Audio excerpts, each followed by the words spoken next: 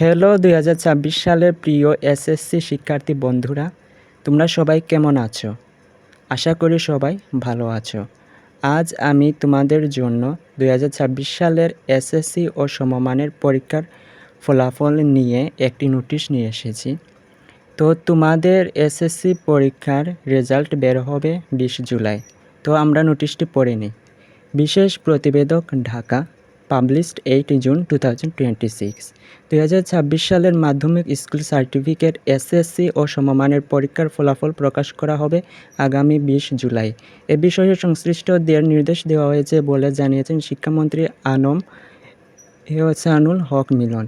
আজ সোমবার সচিবালয়ে এক সংবাদ সম্মেলনে শিক্ষামন্ত্রী একথা জানান। চলতি বছরের এসএসসি ও সমমানের পরীক্ষা শুরু হয় 21 এপ্রিল 2026 থেকে।